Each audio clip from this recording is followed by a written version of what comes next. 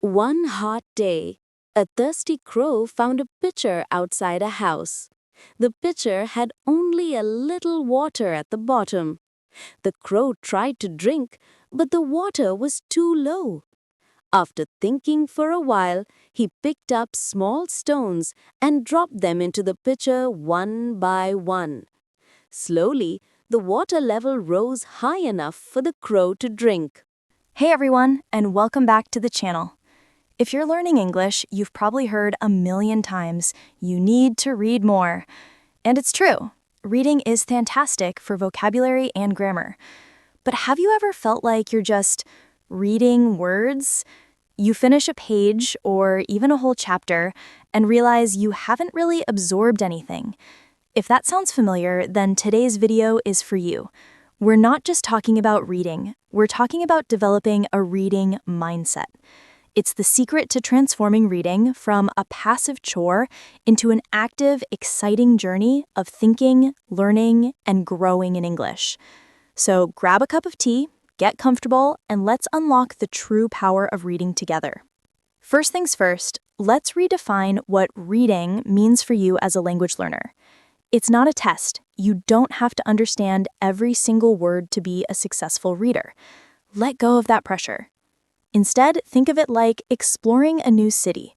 You wouldn't try to memorize the name of every single street and building on your first day, right?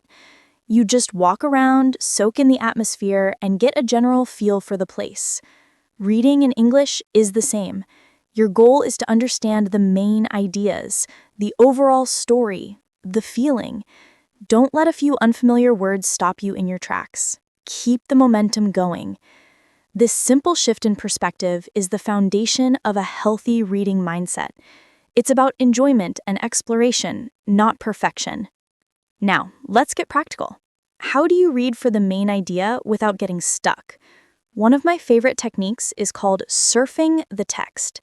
Before you dive deep, just skim the surface. Read the title, the headings, the first and last sentence of each paragraph. Look at any pictures or bold words. This gives you a map of the text before you even start your journey. It primes your brain for what's coming, so when you do a full read-through, you already have a framework to place the details into. It's like watching a movie trailer before seeing the whole film. You get the gist, and it makes the full experience much more enjoyable and easier to follow. Try this with your next article or book chapter. It takes just a few minutes, but it makes a world of difference. Okay. So you've skimmed the text and you're reading for the general idea. But what do you do when you hit a word you just don't know? Your first instinct might be to grab your dictionary.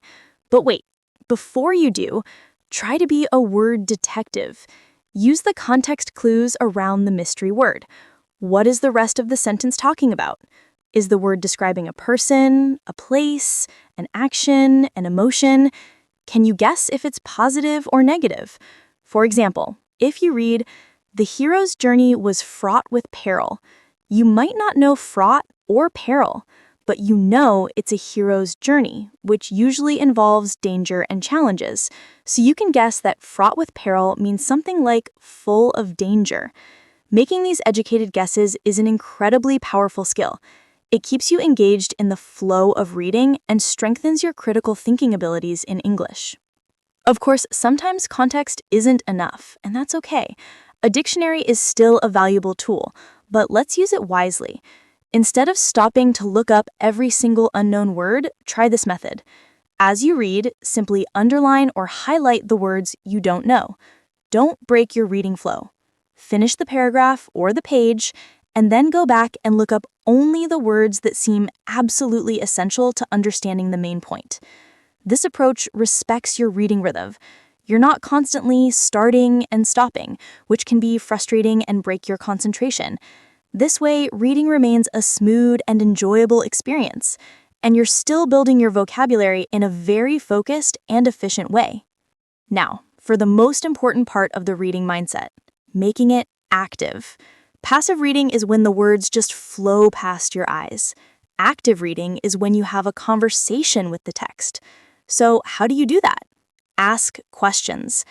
As you read, ask yourself, what is the author trying to say here? Do I agree or disagree with this idea? How does this connect to something I already know? What do I think will happen next? You can even jot down these thoughts in a notebook or in the margins of the book. This simple act of questioning turns you from a spectator into a participant. It forces your brain to engage, to analyze, and to connect with the material on a much deeper level. This is where the real learning and growth happen. Let's build on that idea of active engagement. Another fantastic technique is to summarize what you've just read. After you finish a section, a chapter, or even just a complex paragraph, pause for a moment. Close the book and try to explain the main points out loud, in your own words. You can pretend you're explaining it to a friend. Like, okay, so in this chapter, the main character discovered a secret map, but her best friend seems suspicious about it. This forces you to process and synthesize the information, not just recognize the words. If you can't explain it simply, it's a sign that you might need to reread that section. This is a powerful self-check that ensures you're truly comprehending, not just decoding. Plus, it's amazing practice for your speaking skills. To truly think, learn, and grow from your reading, you need to make personal connections. Don't let the text exist in a vacuum. Relate it to your own life, your own experiences, and your own opinions. If you're reading a story about someone moving to a new city, think about a time you felt like a stranger somewhere. If you're reading an article about climate change, think about how it affects your own community. This process of personalization makes the information memorable and meaningful. It's no longer just abstract words on a page. It becomes a part of your own knowledge and worldview. This is how reading changes you. It expands your empathy, broadens your perspective, and helps you understand yourself and the world around you in new ways. Let's talk about the fuel for your reading journey: choosing the right material. If you force yourself to read things you find boring, you'll never develop a love for reading. The key is to find something you are genuinely interested in. Do you love sports? Read sports blogs or player biographies. Are you passionate about cooking? Find recipes, food magazines, or stories about famous chefs. Are you a sci-fi fan? Dive into a classic sci-fi novel. When you read about topics you love, it doesn't feel like work. You're naturally motivated to understand because you care about the subject. Don't worry about whether it's serious literature or not. Any reading is good reading. The goal is to build a consistent, enjoyable habit. Finally, remember that developing a reading mindset is a marathon, not a sprint. It takes time and consistent practice.